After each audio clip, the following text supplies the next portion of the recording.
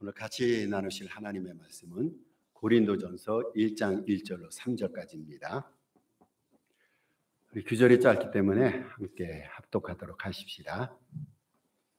하나님의 뜻을 따라 그리스도 예수의 사도로 부르심을 받은 바울과 형제 소스데네는 고린도에 있는 하나님의 교회 곧 그리스도 예수 안에서 거룩하여지고 성도라 부르심을 받은 자들과 또 각처에서 우리의 주 곧 그들과 우리의 주 되신 예수 그리스도의 이름을 부르는 모든 자들에게 하나님 우리 아버지와 주 예수 그리스도로부터 은혜와 평강이 있기를 원하노라.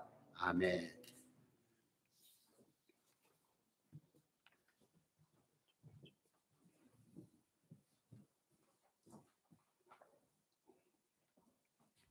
실내가 별로 안 춥죠? 지금 아마 히터로 좀 틀은 것 같습니다. 사모님 안 추우시죠? 예. 고맙습니다. 조금 이렇게 더우면은 좀 자연스럽게 히터를 끄도록 하겠습니다. 오늘은 그 부름받은 자들이라는 주제를 가지고 함께 하나님의 말씀을 나눠보도록 하십시다. 신약성경은 27권이죠. 27권 가운데 바울 서신이 무려 13권입니다. 근데 여러분께서 바울 서신을 읽어보면 구조가 있어요. 서신들이 일정한 구조에 따라서 구성이 됩니다. 모든 거 바울 서신 보면은 먼저 서두에는 문안 인사가 나옵니다. 편지를 받는 수신자가 있는데 그들을 향해서 바울이 인사를 합니다. 문안 인사가 나옵니다. 그리고 이어서 본론부로 들어가서는 교리에 대한 설명이 나옵니다. 구원의 역사는 어떻고 하나님의 은혜는 어떻고 이러한 교리와 신조가 1장 설명이 됩니다. 그리고 마지막에는 권면이 있습니다. 권면. 그래서 여러분께서 바울 서신을 읽을 때는 이렇게 세 가지 구조만 생각하면은 해석이 쉬워집니다. 바울 서신들은 인사와 교리와 권면 이 세 가지 구조로 되어 있어요. 자, 첫 번째가 뭐라고요? 인사입니다. 그 다음에 교리고 그 다음에 실천, 권면하는 겁니다. 이러한 세 가지 구조로 바울의 13 서신들이 기록이 되어 있단 말이죠. 오늘 본문은 고린도 교우들을 향해서 사도 바울 선생이 그 평안과 은혜를 간구하면서 문안 인사를 드리는 그러한 내용입니다. 이 문안 인사에서 바울이 오늘은 내용이 아주 짧습니다. 구절이 짧기 때문에 이 문안 인사에서 바울은 자신이 예수 그리스도의 사도로 부름을 받았고 교인들은 그리스도 안에서 성도로 부름을 받았다고 증언합니다. 자신이 하나님의 사도로 부름받았다는 거예요. 그리고 고린도 성도들은 주 안에서 그리스도 안에서 성도로서 부름을 받았다라고 말합니다. 여러분 헬라어 가운데 교회 헬라어를 아시죠? 우리는 지금까지 들어왔어요. 뭐 다른 헬라어는 몰라도 됩니다만은 교회 헬라어는 에클레시아입니다. 예수 믿는 사람이 이 정도는 머릿속에 입력해 두시는 게 좋을 듯 싶어요. 에클레시아인데 이 의미는 부름받은 자들의 모임이라는 뜻입니다. 사실 이 교회당은 우리가 예배당으로 말하지만 예배당은 교회와 다릅니다. 교회는 어떤 건물을 말하는 것이 아니라 공간을 말하는 것이 아니라 우리 주님으로부터 부름받은 성도들의 모임 자체가 교회가 됩니다. 즉 교회는 하나님으로부터 부름받은 자가 되어서 하나님 앞에서 예배드리는 모임을 교회라 말합니다. 여러분 우리는 교회란 말이죠. 우리가 부름받은 것은요 하나님의 뜻이에요. 우리 하나님께서 우리가 불러주셨어요.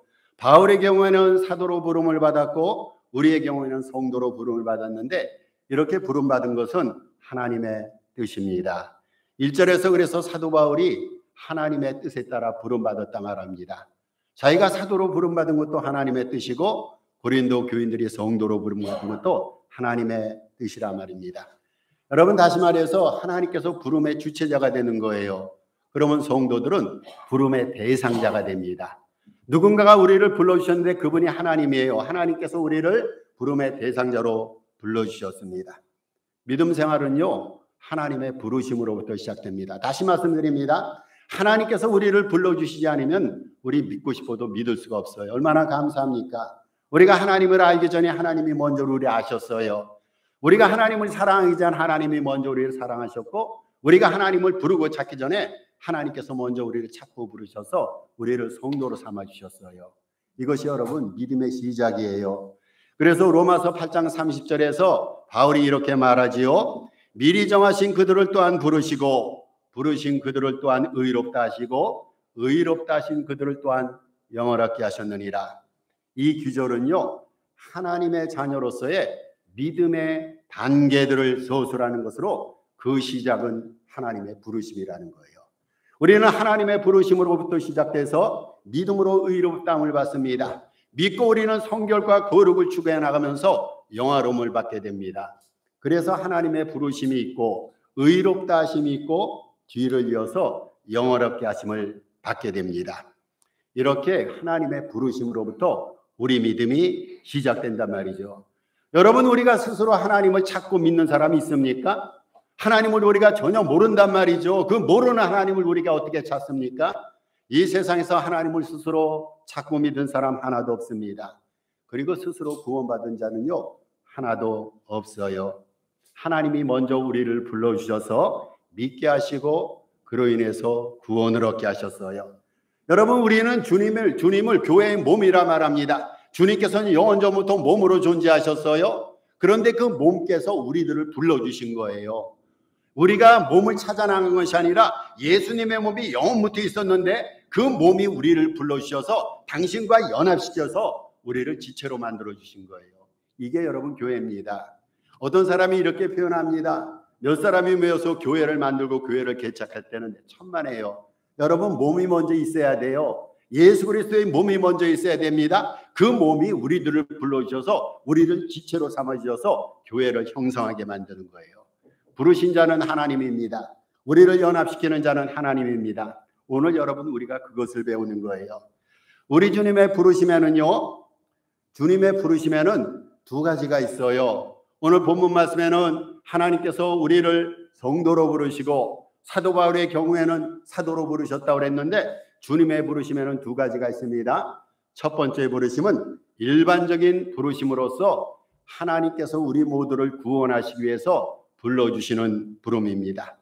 이사야서 1장 8절에서 이사야 선지자가 이렇게 말합니다. 여호와께서 말씀하시되 오라 우리가 서로 변론하자. 너희의 죄가 주홍 같을지라도 눈과 같이 희어질 것이요 진홍같이 붉을지라도 양털같이 희게 되리라. 이사야 선지자가 이사야서 1장 8절에서 이렇게 고백을 했어요. 여러분, 이것은요, 우리 죄를 구원하시고 우리 죄를 용서하시고 구원해 주신다는 주님의 부르심입니다. 이것이 일반적인 부르심이에요. 이 부르심에 긍정적으로 응답하고 반응하는 것을 믿음이라 말합니다. 하나님이 우리를 부르셨는데 우리가 거기에 부정적으로 반응해서 부르심에 응답하지 않는 것, 이것이 불신앙입니다. 감사하게도 하나님께서 우리를 불러주셨을 때 우리는 긍정적으로 반응하고 하나님 앞에 나갔어요. 여러분, 이것을 믿음이라 말합니다. 그리고요, 이 믿음을 통해서 이러한 믿음을 가진 자를 성도라 말합니다. 믿음이 뭐라고요? 하나님이 우리를 부르셨을 때 거기에 긍정적으로 반응하는 것이 믿음이에요. 이 믿음을 갖춘 자를 성도라 말합니다. 이것이 일반적인 부르심이죠. 두 번째 부르심이 있어요. 두 번째 부르심은 특별 부르심으로서 하나님께서 주의 일을 시키시려고 특별하게 부르시는 부름입니다. 바울은 여러 교회들에게 자신을 소개하면서 그리스도의 종으로 소개합니다. 바울은 또 다른 곳에서는 그리스도의 사도로 소개합니다. 바울이 자기 자신을 종이라고 그랬어요. 사도라고 그랬습니다. 여러분, 이것은요, 특별 부르심을 말합니다. 우리들은 구원으로 부름받은 동시에 각자의 은사와 재능에 따라서 주님의 일에 특별 부르심을 받은 자들입니다. 그래서 저와 여러분에게는 두 가지 부르심이 동시에 있어요. 일반적인 부르심이 있어요. 우리를 구원하시기 위해서 하나님께서는 구원으로 우리를 불러주셨어요. 우리가 다 구원을 받았잖아요. 그리고 저 같은 경우에는요, 목사라는 특별 부름을 받았어요. 제가 아는 장로님 한 분이 하나님으로부터 치유에 병 고치는 그런 은사를 받았어요. 이 양반이 은사를 받은 다음에 하나님 앞에 기도해서 치유 사역자가 됐어요. 그래서 가는 곳마다 치유 사역을 통해서 하나님의 영광을 나타내고 육신의 질거를 많이 고쳤습니다. 여러분, 이것이 특별 부르심이란 말이죠. 제 친구 가운데는 하나님의 말씀에 대한 지식이 있어요. 하나님께서 그를 신학교 교수가 되게 하셨고 교회에서 성경 교사가 되게 하셨어요. 특별 부르심입니다. 어떤 사람이 평상적으로 살아가는데 성령이 역사하셔서 외제 가서 복음을 전하라 말합니다. 이 사람이 하나님 앞에 헌신하고 선교사로 특별히 부름을 받았어요. 우리는 구원으로 일반적인 부르심을 얻고 재능과 은사에 따라서 하나님의 일에 특별 부르심을 받은 그러한 그 부르심의 은혜를 누리는 사람들입니다. 구체적으로 주님께서 우리를 부르신 목적이 있어요. 왜 하나님께서 우리를 불러주셨을까? 여러분, 가장 큰 것은 우리를 구원하시기 위해서. 그 외에도 몇 가지 하나님께서 우리를 부르신 목적이 있습니다. 첫째로 풍성한 은혜를 주시기 위해서. 물어보겠습니다. 이 세상에서 가장 가치 있고 아름답고 복되고 행복한 요소가 있다면 뭡니까? 뭐 사람마다 다 다를 거예요. 제가 어렸을 때는요, 꿈이 참 많았어요. 정말 어렸을 때는 소설가 되는 것이 꿈이었어요. 제가 이래도 중학교 다닐 때 전국 100일장 있잖아요. 100일장에서 글 써서 그 상도 받은 적이 있습니다. 그래서 교장 선생님, 그때 조회라고 있었는데 교장 선생님이 훈시를 하는데 온 학생들 앞에서 상도 받은 적이 있었어요. 그때 제가 글 쓰는 사람 소설가의 꿈을 끼웠습니다. 그런데 조금 지나서 저는 조종사가 되고 싶더라고요. 조종사, 파일럿, 그런 꿈도 있었어요. 근데 저는요, 끔찍없이 우리 어머니께서 저에게 기도를 했어요. 주의 종으로 쳐다르니까 하나님 앞에 드리겠다고. 저는 서원 기도가 굉장히 무서운 줄 알고 이 주의 종 목사가 되는 것 외에는 제가 할 것도 없고 해서는 안 된다, 그런 마음을 품었습니다. 그래서 제가 주의 종이 됐어요. 여러분, 이 세상 살아가면서 우리가 바라는 소원과 꿈이 얼마나 많이 있습니까? 어떤 사람은 높은 명예와 자리를 꿈꾸고 학식을 꿈꾸고 과학자가 되기를 꿈꾸고 영화배우가 되기를 꿈꾸고, 요즘에 한류 여평이 얼마나 대단합니까? 모든 사람에게는 자기가 원하고 바라는 바가 있어요. 이런 것들이 인생을 행복하게도 만들고 즐겁게도 만듭니다. 그런데 정말로 가치 있고 아름다운 것은요, 여러분, 하나님의 은혜예요. 하나님의 은혜입니다. 세상의 모든 것을 다 갖췄는데 하나님의 은혜가 모자란다 생각해 보세요. 그 인생이 정말 아름답고 가치 있는 인생일까요? 여러분, 정말로 우리는요, 하나님의 은혜 없이는 한순간도 살 수 없어요. 하나님의 사랑 없이는 한순간도 살 수 없습니다. 살아가는 우리의 모든 삶은 여러분 기적입니다. 축복입니다. 하나님의 은혜입니다. 여러분, 기적이 아니던가요? 1년 6개월 동안의 코로나 기간을 우리는 힘겹게 어렵게 보냈어요. 답답하게 보냈습니다. 그런데 하나님께서 우리의 영육을 강건하게 붙들어 주셨어요.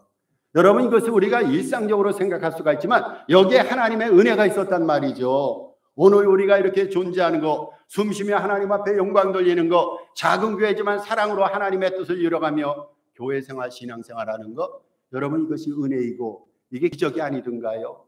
세상적으로 뭔가를 이루어서가 아니라 우리의 살아가는 순간순간이 하나님의 은혜의 순간이며 사랑의 순간이란 말이죠. 하나님께서는 은혜가 풍성하신 분이에요. 그 은혜를 주시기 위해서 우리를 부르셨어요. 저는 이거 얼마나 감사한 일인지 모릅니다. 하나님이 우리를 왜 부르셨다고요? 은혜가 풍성하신 하나님께서 우리에게 은혜를 더해 주시려고. 하나님은 하염없이 우리에게 은혜를 주십니다. 교회 오기도 전에 여러분에게 은혜를 주셨어요. 예배를 드리는 가운데도 우리에게 은혜를 부어주십니다. 여러분, 예배를 마치고 한 주 동안의 삶의 자리에서 하나님 우리에게 또 풍성한 은혜를 주실 거예요. 약 히브리서 4장 16절에서 히브리 저자가 그래서 이렇게 말합니다. 우리는 때를 따라서 돕는 은혜를 얻기 위해서 은혜의 보좌 위에, 은혜의 보좌 앞에 담대히 나갈 것이라 했어요. 여러분, 하늘에 하나님의 보좌가 있는데 그 보좌를 가르쳐서 은혜의 보좌라고 말합니다. 그 보좌로부터 은혜가 하염없이 우리에게 내려옵니다. 하늘나라의 각양 좋은 삶과 은사가 우리에게 내려옵니다. 그런데 우리가 그 은혜의 보좌 앞에 담대하게 나가야 되는데 나갈 수 있는 비결은요, 주님께서 그렇게 불러주셨기 때문이에요. 우리 스스로가 하나님 보좌 앞에 나갈 수가 있어요? 못 나갑니다. 여러분, 우리는 양 같아서 성경 말씀에 의하면 각기 제 갈 길로 갑니다. 그런데 하나님께서는 제 갈 길로 가는 우리를 붙드셔서 은혜의 보좌 앞으로 우리를 불러주셨어요.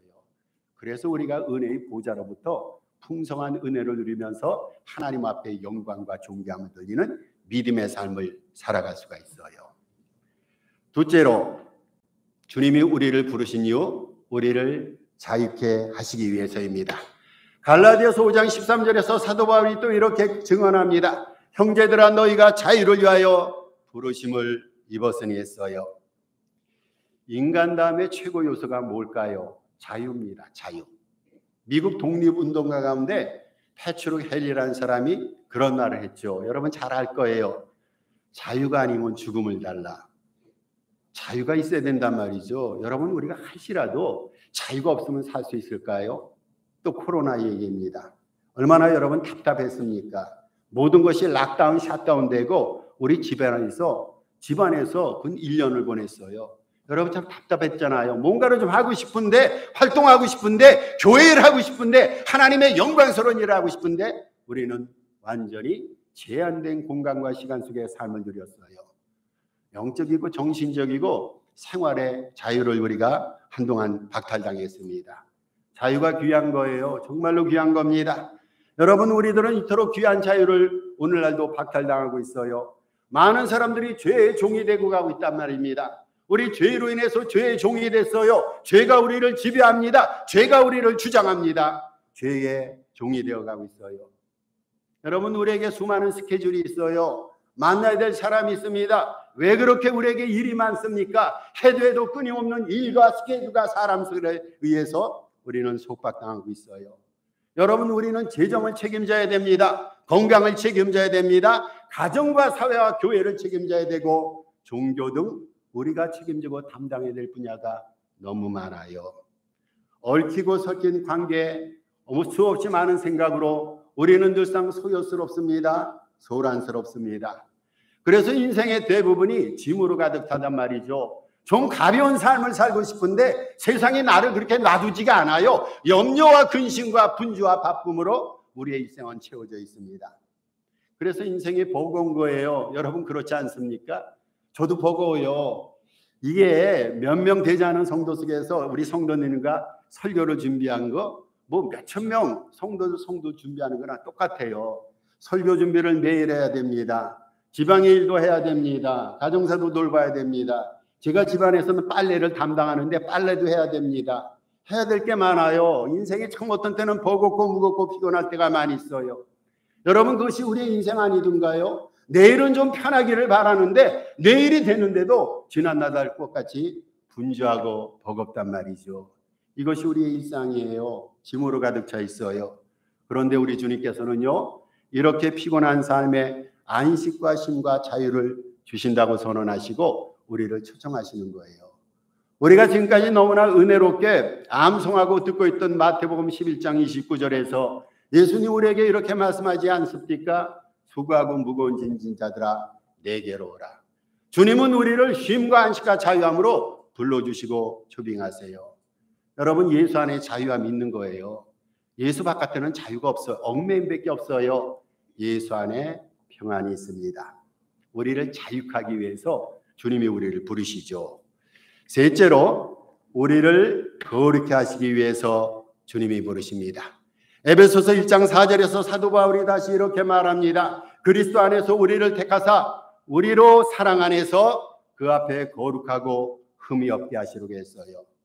주님께서 우리를 흠 없이 하기 위해서 부르셨다고 그랬어요. 거룩하게 하시기 위해서 부르셨다라고 말합니다. 거룩입니다. 거룩. 여러분 거룩은요 하나님의 본성이에요. 거룩과 거룩 외에 하나님을 설명할 길이 없는 거죠. 거룩은 하나님의 본성으로서 우리가 이루어가야 될 믿음의 목표 지점입니다. 우리는 거룩을 향해서 지금 순례길을 행하고 있어요. 주님께서는 우리들이 세상적으로 성공하고 많은 업적을 쌓는 것보다는요 주님은 우리를 거룩하기를 바라요. 거룩한 목사, 거룩한 성도가 되기를 바랍니다. 저는 우리 산호세 동산교회가 이 주변에 거룩한 소문났으면 좋겠어요. 사람이 많고 재정자원이 많고 어떤 사역 프로그램이 많고 이것도 바라는 겁니다. 그러나 이것보다 우리 산호세 동산교회가 하나님의 목표 지점인 성결과 거룩의 지점에 도달하는 그러한 교회가 됐으면 좋겠어요. 주님께서 우리를 거룩으로 부르신단 말이죠. 주님은 우리에게서요 거룩한 지체, 거룩한 가정, 거룩한 교회를 기대하십니다. 여러분 우리가 왜 거룩해야 됩니까? 그래야 믿음이 온전해지는 거예요. 거룩하지 못하면요, 믿음이 흔들려요. 믿음이 온전해지기 위해서 거룩해야 됩니다. 우리가 하나님의 형상을 회복해야 된단 말이죠. 죄로 인해서 하나님의 형상을 우리가 잃어버렸어요. 하나님께서 당신의 형상으로 우리를 부르시고 만드셨는데, 그런데 거룩해지면요, 하나님의 형상이 회복됩니다. 여러분, 우리가 거룩하면요, 인생의 의미가 있고 기뻐요. 그렇죠? 거룩하면요, 삶 속에 행복과 기쁨으로 충만해집니다. 거룩입니다. 거룩. 우리의 목표는 거룩입니다. 우리가 걸어가야 될 거룩의 길입니다. 어떻게 거룩해질 수 있을까요? 성령입니다. 성령.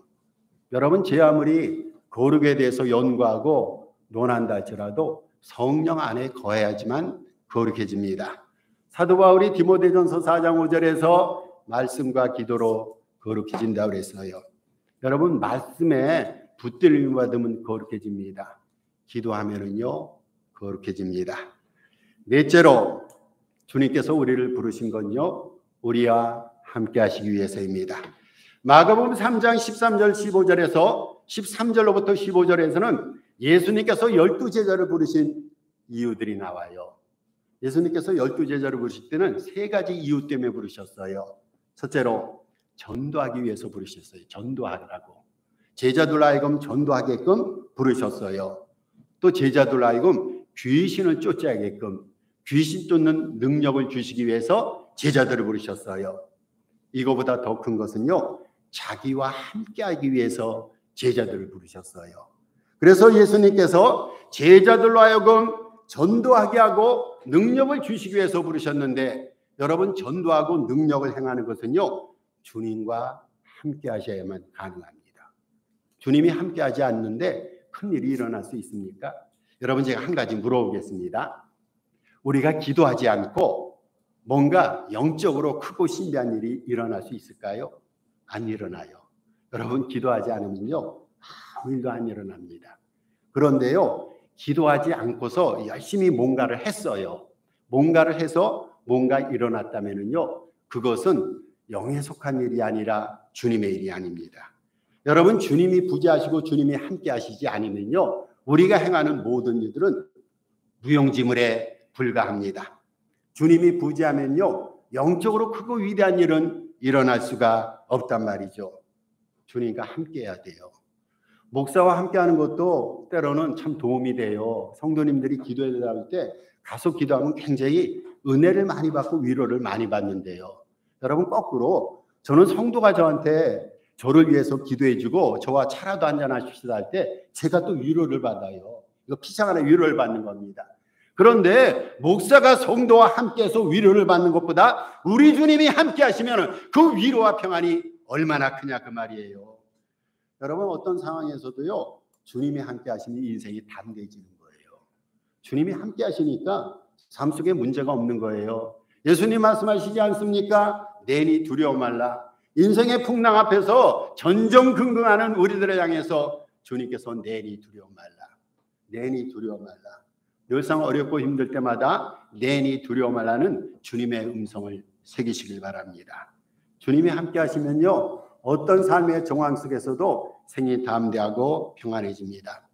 여러분, 주님 안에서는요, 한숨이 노래가 되는 거예요. 한숨이 땅이 꺼지도록 쉬고 있는 사람이 주님 앞에 있다면 어느 사이인가 한숨이 찬양이 되더라고요. 여러분, 주님과 함께하면요, 인생의 두려움이요, 담대함으로 바뀌게 됩니다. 기도가 됩니다. 주님과 함께하는 사람은요, 연력 근심 속에서 오히려 기도의 영을 받아서 기도하게 됩니다. 주님이 함께하면요, 삶의 부족함이요, 풍족함으로 바뀌더라고요. 주님과 함께함이 축복이고 은혜입니다. 주님께서는 영원한 공급자가 되서요, 보호자가 되십니다. 그리고 주님께서는 인도자가 되십니다. 우리 주님과 함께 해야겠어요. 어떻게 주님과 함께 합니까? 말씀을 묵상할 때 말씀의 은혜, 말씀의 주인이신 주님이 함께 하시는 거예요. 여러분, 믿음이란 것은요, 다른 게 아니에요. 주님과 함께 하는 게 믿음이에요. 그렇죠? 주님 쏙 빼고 그것이 믿음입니까? 믿음은요, 가청한 용어로 설명할 필요가 없어요. 우리 주님과 함께해서 그를 절대 신뢰하고 따르는 거, 이게 믿음이에요. 주님과 함께함으로 날마다 우리의 믿음이 커가고 자라기를 주님의 이름으로 축복합니다. 마지막 다섯 번째, 주님께서 왜 우리를 부르셨냐? 선한 일을 하도록 하기 위해서 부르셨어요. 우리가 너무나 잘 알고 있는 에베소서 2장 10절에서 사도 바울이 다시 이렇게 말합니다. 우리는 그의 만드신 바라 예수 안에서 선한 일을 위하여 지으심을 받은 자니 라고 말합니다. 여러분, 주님께서 우리를 구원하셨어요. 우리를 새 피조물로 만드셨단 말이죠. 왜 그렇습니까? 선한 일을 하라고. 우리에게 구원을 주신 것은 다른 이유가 있지 않아요. 여러분, 선한 일을 하라고. 디도서 2장 13절에서도 2장 14절에서도 이렇게 말합니다. 그가 자신을 주시면 모든 불법에서 우리를 깨끗하게 하사 선한 일을 열심히 하는 자기 백성이 되게 하리 하심이라고 했어요. 구원의 조건은요, 믿음이에요. 믿음. 여러분, 그렇죠? 우리가 믿음으로 구원을 받아요. 율법과 행위가 아니란 말이죠. 도덕군자가 구원받는 게 아니에요. 윤리적으로 조금 모자란다 할지라도 믿음은 구원을 얻습니다. 우리에게 제일 필요한 믿음, 구원의 절대 요건이 있다면 오직 믿음입니다. 여러분, 우리가 하나님 앞에 의로운 삶을 살아가야 돼요. 의롭다김을 받기 위해서 우리가 믿음이 있어야 된단 말이죠. 믿음이 구원의 절대 조건이에요. 그런데요, 구원받은 증거는 다른 데 있지 않아요. 선한 행위에 있어요. 우리가 하나님의 자녀이고 하나님의 백성임을 증거하는 그 표징이 뭐냐, 그거예요. 우리는 믿음으로 구원을 받았는데 어떻게 우리가 구원받은 그 표징을 나타냅니까? 그게 여러분 선한 행위예요. 착한 삶입니다. 선한 행위가 구원받은 증거이고 하나님 백성됨의 표징이에요. 우리 주님께서는요, 선한 삶을 살라고 우리를 구원으로 부르셨어요. 다시 말씀드립니다. 주님은요, 착하게 살라고 우리를 구원 주신 거예요. 예수 믿는 사람이 좀 착하게 살아야겠어요. 여러분, 우리의 생각이 좀 착해야겠어요. 우리의 계획과 도모하는 모든 바가 선했으면 좋겠습니다. 예수 믿는 사람은 뭔가 좀 친절하고 마음도 따뜻하고 넉넉하고 세상 사람들에게 해를 끼치는 사람이 아니라 세상 사람의 유익을 도모하면서 그런 삶을 살았으면 좋겠습니다. 여러분, 우리가 매사에 선하게 생각하고 착하게 행동했으면 좋겠습니다. 세상이 참 완악하죠. 죄악이 더욱더 관영하고 있어요. 예수님 오실 날이 가까웠습니다. 많은 사람들의 심장과 영혼 속에 죄로 가득 차고 있어요. 기독자들은요, 시대가 갈수록요, 좀 더 순결하고 좀 더 경건하고 좀 더 빛되게 살았으면 좋겠습니다. 빛의 자녀처럼 살았으면 좋겠습니다. 저는 우리 산호세 동산교회 모든 교우들이 어디 나가서 야, 산호세 동산교회 지체들은 착한 사람이야, 이러한 얘기를 들었으면 좋겠습니다. 임택균 목사 다른 건 모자라도 인품이 착한 목사야, 저는 이런 말을 좀 들었으면 좋겠어요. 여러분, 바르고 아름다운 선한 삶을 통해서 하나님 앞에 영광 돌리고 믿음을 증가하는 저와 여러분 되시길 바랍니다. 말씀을 결론 짓겠습니다.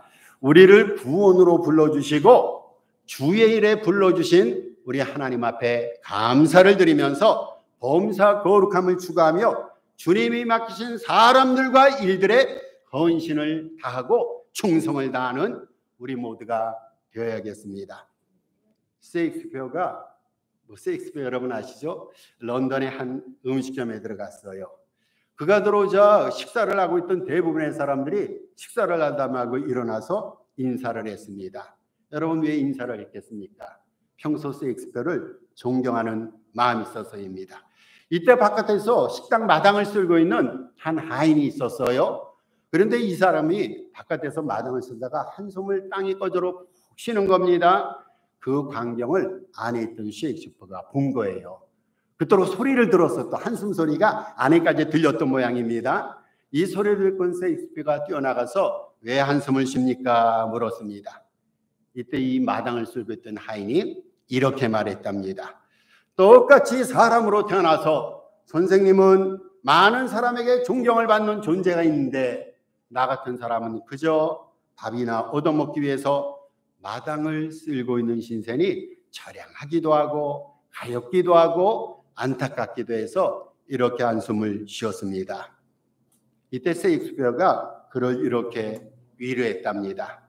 친구여, 당신은 식당에 마당만 쓸고 있는 것이 아니라 하나님이 지으신 지구의 한 모퉁이를 쓸고 있습니다.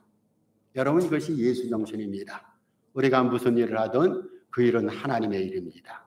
우리가 하나님의 영광을 위해서 이웃의 삶의 유익을 도모하면서 그 일을 행한다면 그것이 하나님께서 우리에게 특별히 주신 특별 부르심의 일입니다. 여러분, 우리 기독교 신앙은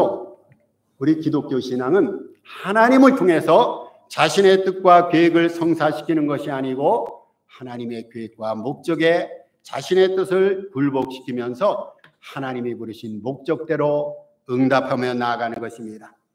우리 주님의 부르심에 합당하게 살아가는 저와 여러분, 우리 산호세 동산교회 지체들 되기를 주님의 이름으로 축복합니다.